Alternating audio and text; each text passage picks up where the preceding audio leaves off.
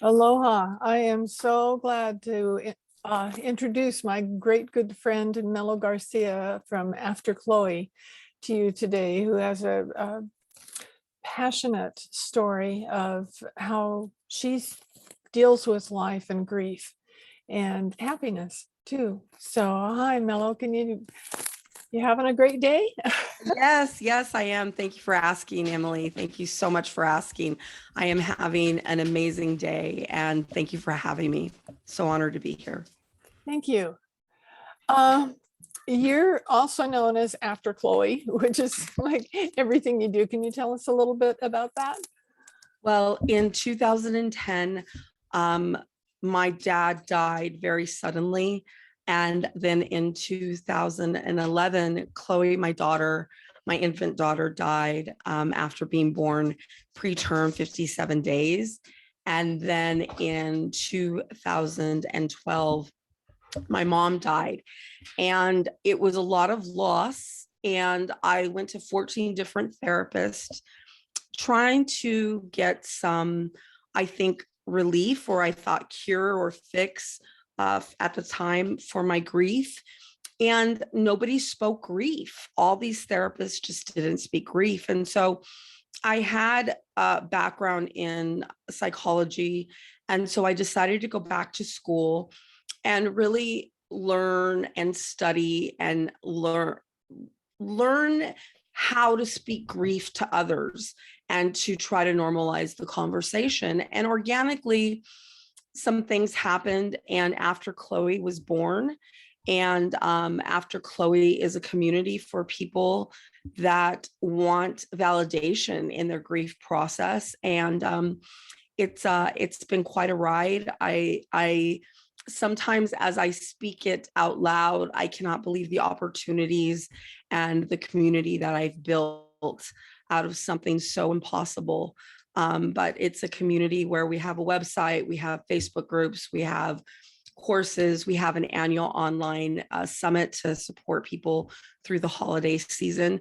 And it's just been amazing and wonderful. Oh, and I have a podcast too. Yeah. I'm just so impressed with all you do. There's so much, and you help so many people, and that just it thrills me to be your friend when you're such a special person to be able to help so many grievers. And you were probably the first person that I remember talking about speaking grief, because once you said it, I thought that's the problem. Nobody does that. No, I think it's it's a difficult language to learn. And it's definitely different for every single person. I'm Hispanic. And so Spanish, there's different dialects, there's different areas within Mexico that you speak certain types of Spanish. Spain, you speak Spanish. Most Basque are from Spain. And so they speak a different dialect. So I understood kind of the language of grief in the sense that I knew that there was going to be different versions of the language, but so many people don't even attempt to speak grief. So many people don't attempt to understand grief, unfortunately, until they're propelled into it. And then all of a sudden, it's like eyes are wide open. But I will say, due to the pandemic, I think we as a society, we as a world are like, oh, this is grief. And all the freedoms and the things that we all took for granted day to day have been taken from us. Every single person has been affected by the pandemic. So it's my hope that something so impossible and unfortunate will help us to, again, open up the dialogue. Everybody learns to speak grief, at least the basics, right? And it's going to change kind of the trajectory of the way that grief is viewed and the way that grief happens. I agree with you there. Of course, I met you before the pandemic, and so I've been kind of in on this transition too of the way people talk. Before, it seemed like people would do anything they could to get around speaking grief. They didn't want to talk about death, loss, anything like that. I think part of it came from fear, because people are afraid they'll get emotional too, or they don't want to think about dying or somebody they know dying. And anymore, we're all knowing people who are dying. And it's really good to be able to carry on these conversations before somebody dies, so that it's not such a shock and you don't feel so alone out there when it actually happens. That sounds like the way you felt too. Yeah, I used to feel a lot of shame and guilt because I have such a phenomenal, blessed, happy life. And it took me a really long time to be able to collaborate that joy and that happiness and insert that into After Chloe. And I think that it was really when the pandemic hit that I recognized that life is so just so quick to change, and whatever that may look like for each individual. And I recognize that I had to truly live authentically and allow myself the permission to show my blessings, to show my happiness, to show my joy, in addition to the grief. And it's not to say that, you'll catch me on any one day on my stories in tears, because I miss my daughter more than anything in the world. I miss my parents more than anything. But in the same breath, I'm equally as blessed because I can go and donate in my daughter's name to a school, or I can get on, any one of my platforms and speak about my parents and how much they meant to me. So I can recognize that through the pandemic, it really made me understand, and not either or. It was and the grief and the happiness and the joy, the grief and living after loss. And so it's not that I'm grateful for the pandemic. I mean, this has been horrific, but I'm again going to look at what I can do with it. And it's just like, with my parents' death and my daughter's death, I really had to stop and take a look at, what am I going to do with this? And I'm no different from anyone else. I think that I've just never been afraid to open up the dialogue and have the conversation. So many people are, and it's such a gift to them when they run across somebody like you who can talk to them, because they don't know where to start. I know when I first started doing the work in grief that I'm doing, and writing my book, it was before the pandemic. And I didn't really think about happiness so much in conjunction with grief until the pandemic started. And then when the pandemic came along, I thought we have to be able to be happy and grieve at the same time to survive, Otherwise, there's just way too much doom and gloom, and it's going to take everybody down. So I have seen such value in happiness practices, in smiling at people, just whatever I can do to foster the happiness. And I kind of see that in you too, especially in those delightful videos that you have on Instagram. Yeah. They are just hysterical. And I just love it, because it just shows such a fun side of you. And it's like, wow, if she can do that, then we can do that too. My mother was such a light, and she never saw the bad in anything. And so she lived her life. And, again, if you heard her story, she had a really tough upbringing. She got married when she was 16. She, built her own business. My mother was a powerhouse. And I am polar opposite of that. I'm very logical and pessimistic and hesitant. And when my mom died, I really lost the little bit left that I had of myself after losing my dad and Chloe, my daughter, prior to that. And it took me a long time to really find myself. And when I found myself, I found that I'm a pretty happy-go-lucky person. And I, again, felt a lot of pressure to not show that out of respect to all of the grievers out there. And then I think over time, it was too hard to be inauthentic. And as my grief evolves, there's more joy and happiness than that heaviness and sadness. And that's not to say, again, like I don't have hard days, but I think that we as a society and as individuals who every person has some type of grief in their life, I think it's so important to recognize that that grief is with us, but there should be something in your day that can bring you a little bit of happiness and joy. And so I've really leaned into that. And again, not to take it so seriously, because I think, you know, as I evolve and my community evolves, I think you can see in my content that it used to be really heavy and hard. And when you're talking about a dead baby, when you're talking about your parents being dead, it's a heavy topic. But in the same breath, I think I had to really focus on what remains. And that really kind of goes back to all the love. And, you know, I am forever extraordinarily blessed to be my parents' daughter and to be Chloe's mom.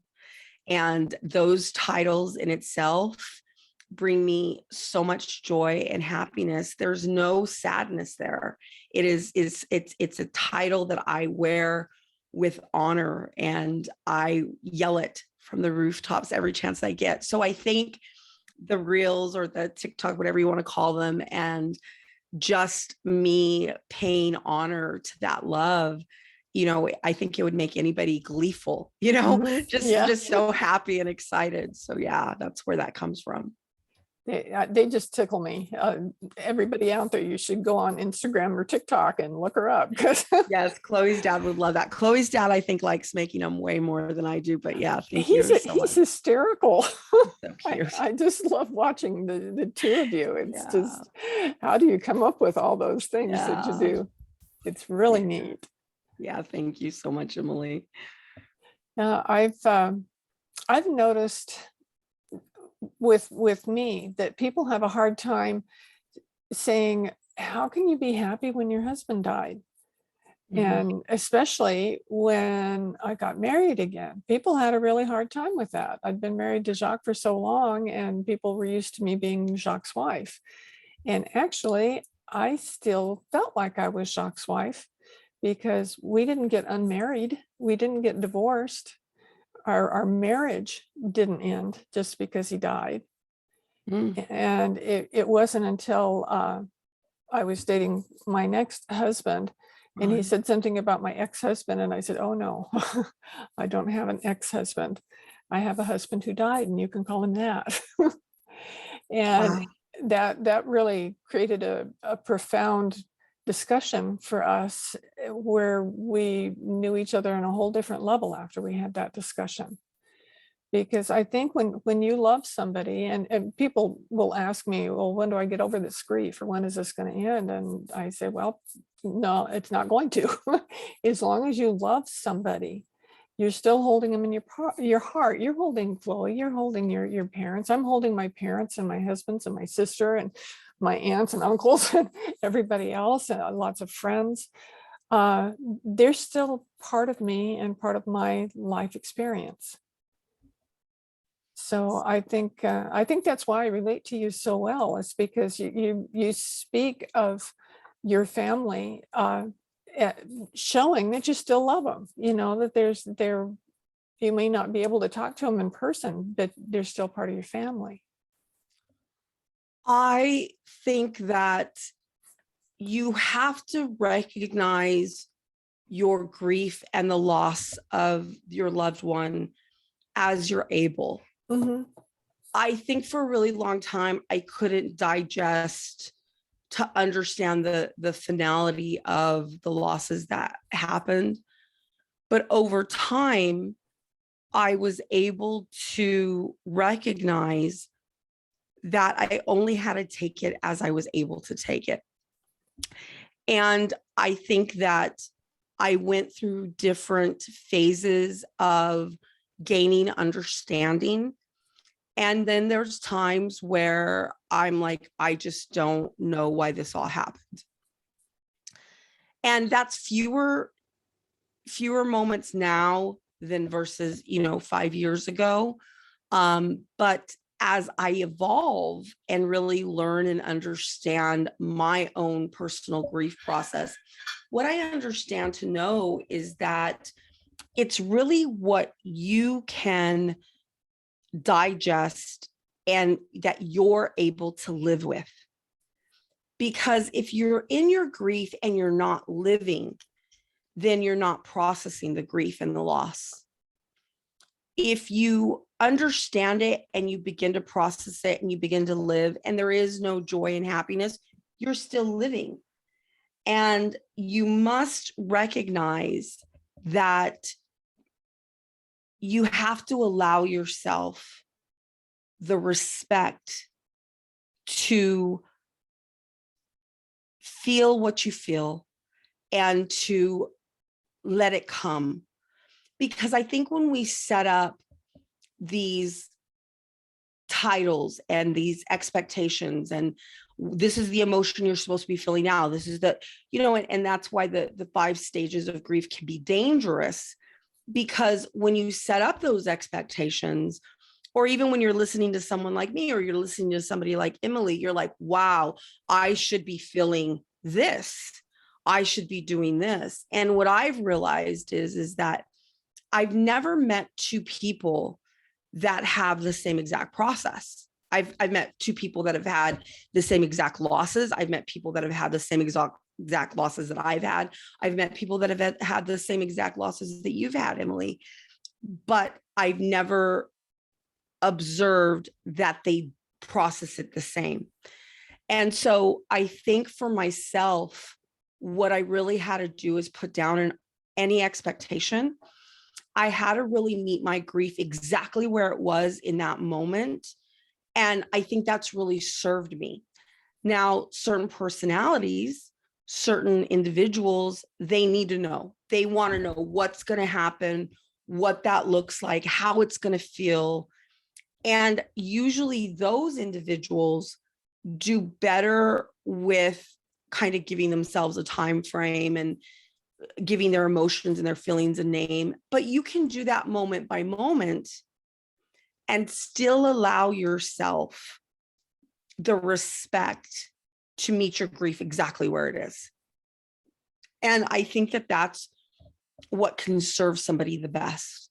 And there's no way to know that. Like, listen, like when we talk about your husbands, we don't say ex-husband. We don't, obviously I understand that. I knew from the first time I ever talked to you, you have phenomenal, exceptional love stories, but neither of those love stories have a relationship to another. They're at different parts and different times of your life, but they're equal in the sense that you feel them, you love them. We honor Doc and Ron always, but there's no need to compare the two. There's no need to dissect and, well, because it ended, you did this, or because it didn't end, you did this. We don't know. We just kind of have to feel through that and get through that. And so I think the best thing is to respect your loss and to respect your grief. And I think that it's always changing. If you talk to me tomorrow, I'm not going to be maybe in the headspace that I am today. And just because I speak grief 24/7, 365 days a year, doesn't mean that I'm not allowed my own human experience, just like, whoever's listening is allowed their human experience. And so I think grief is such an intimate, personal journey that I think I'm effective at what I do because I could never, ever diagnose that or stress that or tell you how to grieve ever. But I can sit and hold space with you and validate wherever you are in your grief journey. That's so important. I think a lot of times, especially people who haven't lost someone significant before, when they find themselves in a place of grief, they don't have a clue what to do. And a lot of times they're like paralyzed. They can't figure out who to talk to, what to say, what they should be doing. And I always say there are no shoulds. You do Right. what you need to do under the circumstances you're in at that moment. And then, as you said, the next moment may be different. And recognize that too, that it's okay, that whatever happens, happens. And it's okay. And it will be constantly changing and constantly different. And as long as you realize that you don't, that there's not a model that you have to follow or a list that says you have to behave this way. I've had people criticize how I behaved because they didn't think I was grieving correctly. That's your problem. I'm doing what I need to do for me. And a lot of times, I know people ask me so many times, especially after Ron died, because I didn't talk to that many people after Jacques died, but they're always saying, "How are you?" And I thought, why are you asking me that? What is it you want me to say? And it kind of bothered me when they first started doing it. And I kept getting it so much, I thought I got to come up with an answer to this. So I started saying, I'm doing the best that I can. And that was always the truth, because that was what I was doing in that moment. And when I started saying that, I realized that I believed it too. And up until that point, I was kind of hanging out there. But once I realized that I really was doing the best that I can at that moment, then that made me feel a lot better. Yeah, it's so important for you to, again, own it and to allow yourself to be in that authenticity of, like, sometimes I don't know how I am today, or I am mad, or I am sad, or I am this is impossible. And all of those answers are the same as, I'm doing the best that I can do. But a lot of times I think that we tend to feel shame in our grief process. Mhm. And we also feel as if we can't say exactly how we're feeling. We can't communicate exactly where we are in our grief journey. And I also think a lot of it is the examples that have been set for you, what you've seen your whole life. I know my parents had no problem expressing love for each other. They held hands all the time. They obviously were deeply in love. I don't recall ever hearing them say to each other, "I love you." I don't recall them ever saying, "I love you" to me, ever. It was just something that was kind of understood, but it also made it confusing for me. And I think being able to, I didn't have the example of living full out was love, and it took me a while to figure out how to do it.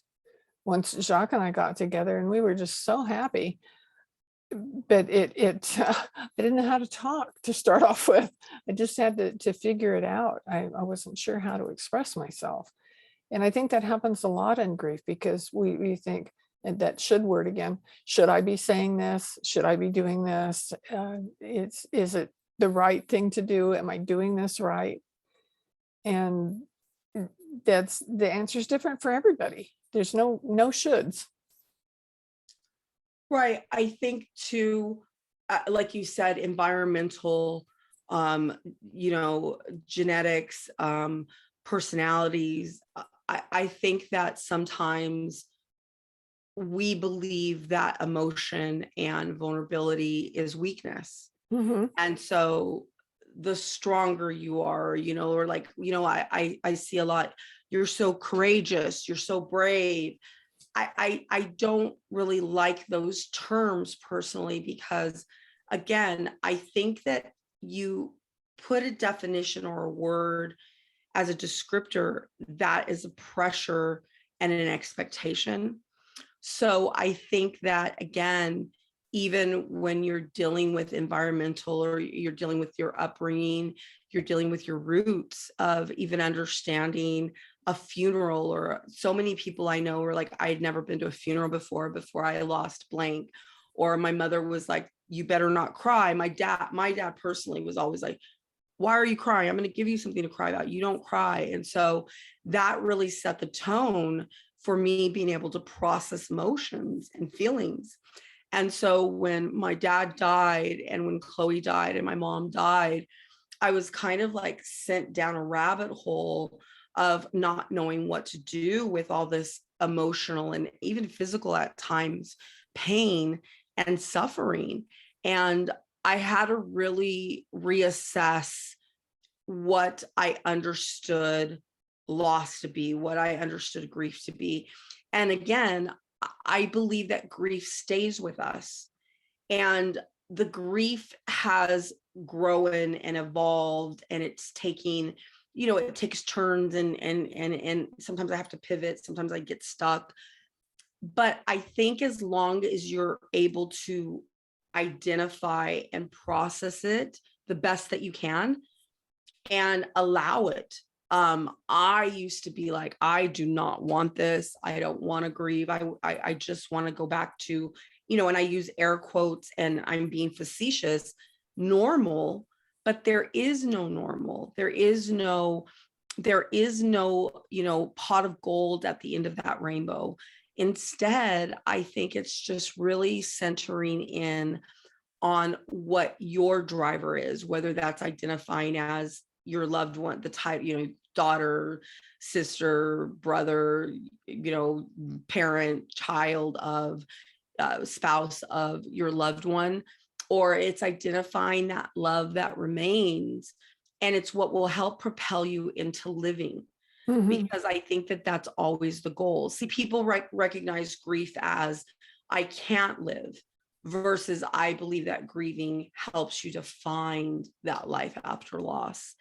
And so I think once you can come to terms with whatever your definitions are, not that that has to be your definition, but to help you to live after loss. And I think if you would have talked to me 5 years ago, I was not joyful and happy.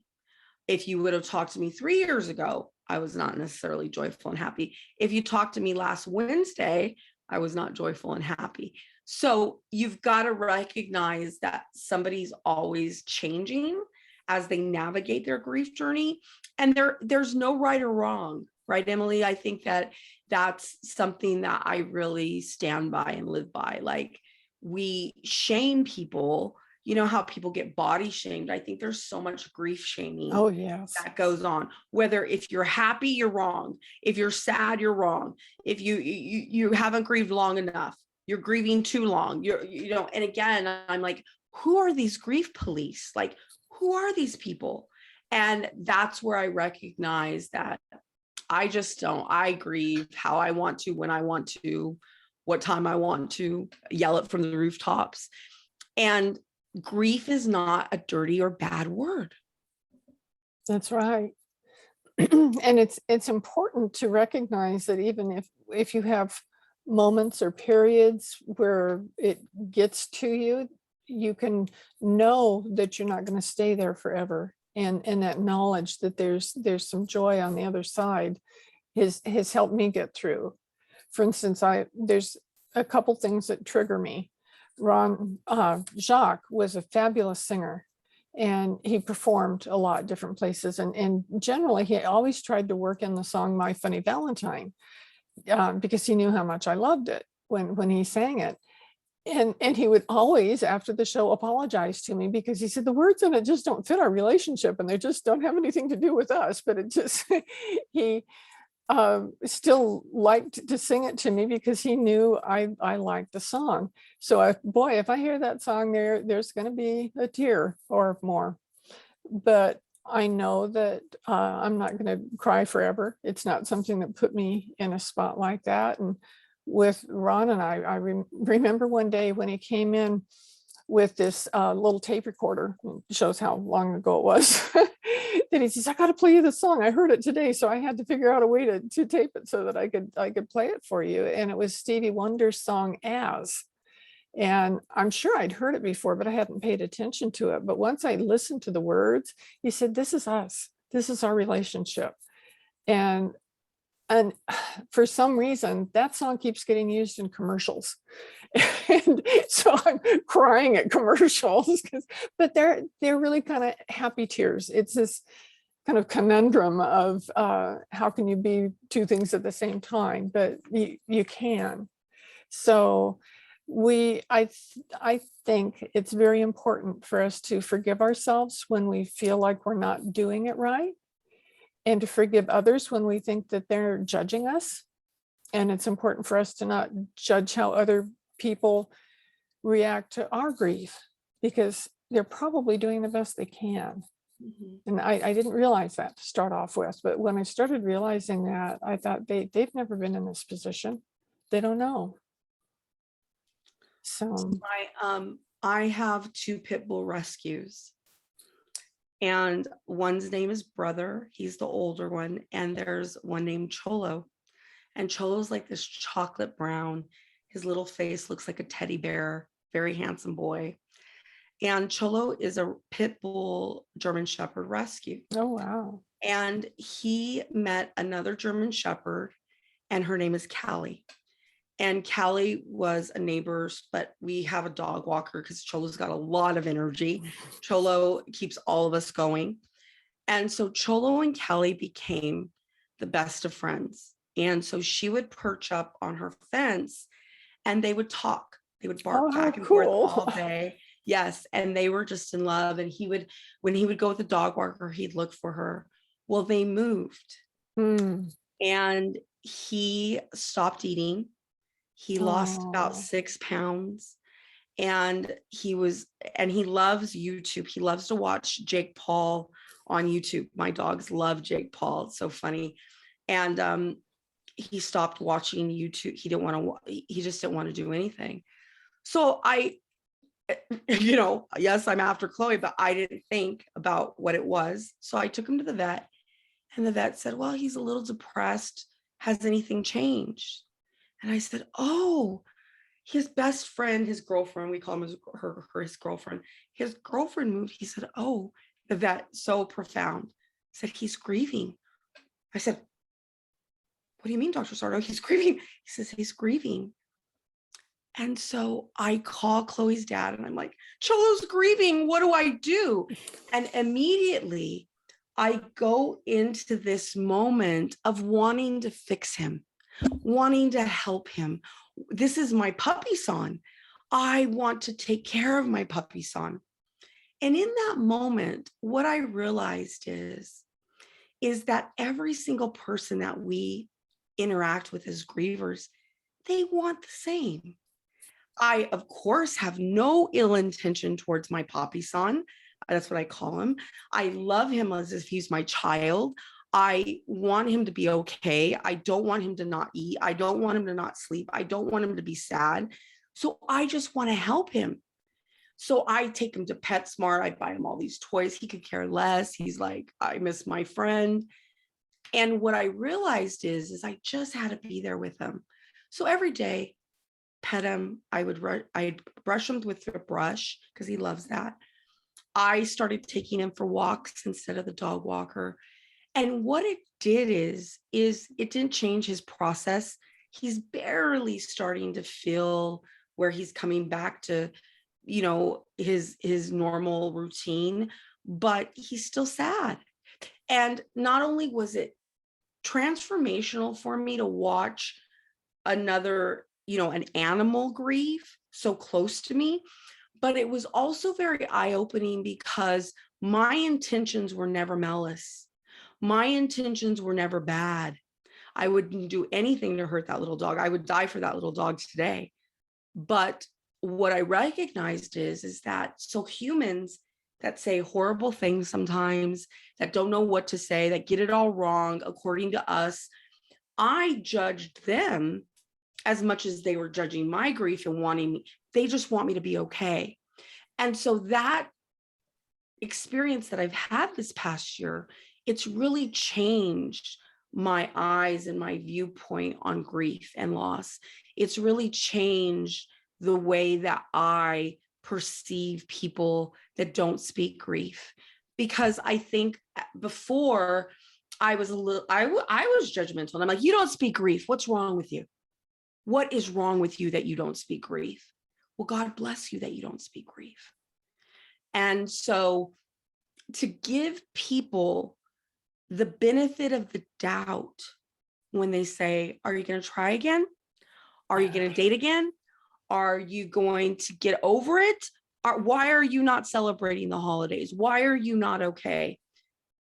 That experience with Cholo, losing his best friend, made me recognize, because you could see him. He was like, Mom, just leave me alone. And I'd be like, I've got in a clown costume to like entertain him. I was trying to reach out to Jake Paul's people to make a video for him. I wanted to do whatever I could that my Papi San was going to be okay. But in reality, my Papi San was in the spectrum of his grief. And instead of allowing that, I was trying to manipulate that and fix that and make it okay. So I really had to check myself, Emily. And what it did is it gave me a lot more empathy towards those who don't speak grief. Your story is so profound. What a perfect way to give an example that people can relate to. And maybe next time they will feel differently. They'll experience things differently. And yes, that's and what a gift. Right. And to let you know, in January, we set up a time for Cholo and Callie to see each other. Oh, how cool. That'll be interesting to see how that turns out. Oh, I know. In my head, I'm like, what if he wants to go live with her? Oh, No, they won't take him, but I know nobody will take Cholo. He's an enigma. But I definitely had to reevaluate. And it's funny because we're talking about a dog, right? Mm-hmm. We're talking about two dogs, but in the same breath, I think I was a grief snob. And I think that I was really judgmental about people that don't get it. And what that really taught me is humility. And it taught me that 99.9% of humans are just having their own experience. It's their discomfort. It's their reaction. I was very uncomfortable with my Papi San being in pain. And when I'm able to admit that and recognize that, it made me really stop and think, well, Melo, how many people just want you to be okay? How many people just don't know what to say because we're talking about a dead baby? How many people don't know what to do when we're talking about your dead mother and your dead father? And those words can be very offensive for people versus the reality that I am in my own human experience, and people just want me to be the girl I was prior to the losses, which that's not going to happen. But I've got to respect people where they are. We're sitting here, meet us where we're at. Like, let me just have my human experience. But when you're talking about people that don't speak grief versus me shaming them and what you should not say, and don't say this and don't do this, I think it's that try your best to be kind and compassionate. And again, we shouldn't be shaming either side of it, because I think everyone no one wants someone to die. No one wants someone to be suffering and in pain. Nobody wants there to be widows or childless parents out there, or orphans, or, people without their parents and their loved ones, their siblings, their cousins, their best friends, their Papi Sans. Nobody wants that.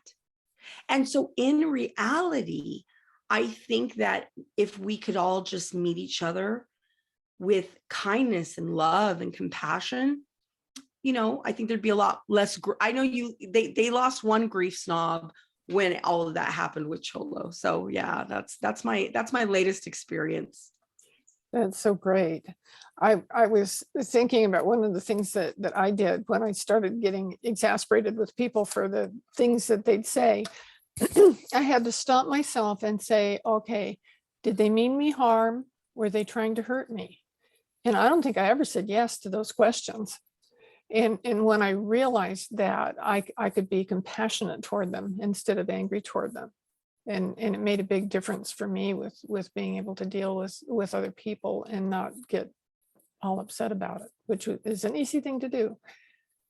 So I was grateful for that. I love that story. I love sharing this time with you, and I love you. You're such a wonderful person, and your work is wonderful. And I want you to tell people about the summit, how they can get there, when it is. Yes, yes. So the summit is happening December 22nd through the 24th.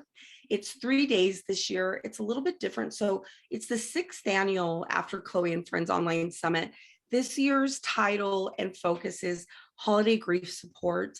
Over, I think, gosh, where are we at? 30 speakers, I think, across the board. It's a big shindig over a 3-day span. And we're opening up the wait list for it probably by, in early December. And we're going to, you get on the wait list, and then you can do the VIP, or you can do it's a free summit for the first, I think if you hit it the first 12 or 24 hours. I don't know how they're doing it this year. I don't deal with that part, but you get to watch it and take what you need, leave what you don't. And it's over a 3-day span, and I'm really proud of it. It's designed for 6 years ago. I had a really hard time with coming into the holidays, and I wanted something to look forward to. I wanted something for someone to be able to open, theoretically and physically open. And so the idea of the summit came, and it's 6 years old now, and I'm really, really proud of it. Every year it kind of evolves. I try to like tone it down, and it gets bigger. The goal is that it will be an in-person summit, hopefully in the next 2 years. So hopefully we'll get to bring you stateside. Emily, I know you're one of the speakers, and so hopefully we'll get to bring you stateside. So that's the goal. But I invite everyone. I'm not sure when this will air, but if you missed it, we bring it back in January as well for you guys to watch it, and kind of as you're hitting the new year. And we know Valentine's Day can be a very heavy holiday for a lot of us that have lost our spouses and our loved ones. And so we definitely, it's something that I've done every year, and I love it. And I hope it helps so many people. Oh, I'm sure it does. I know I'm honored to be a part of it. And 3 years now, I think I've been on it. Yes. And I really appreciate that honor to help you with that. Yes. Well, this has been an amazing conversation. I'm sure that it's giving people lots to think about, and hopefully be able to look at things more positively. I think that would just be great. Yes. So, Emily, thank you so much for having me. I always tell everyone, I consider you to be one of my mentors. You are such a light. When I think of you, I think of sunshine. And I am just so honored to hold space with you and to watch you evolve and grow in this space, from your book to your podcast now. And again, I am sending you all of my love and grace, and I just adore you, and I'm so thankful for you. I unfortunately, we have to share this space together, and why we're even in this space. But the beauty that you've made out of your situation is just so, it just leaves me almost speechless, and I'm never speechless, as you know. So thank you. Thank you so much. Thank you for being here with us today, and for all the wonderful things you've given people to think about. And all of the information about Melo will be in the show notes. And so you can right now copy them down and be able to reach her and see all the wonderful things with After Chloe and be able to contact her. And she's a great person to have in your corner. So I highly recommend her for everything she does. Thank you so much. Thank you. I Okay. appreciate you, Emily. And I'll see everyone next week. Yes. Yes.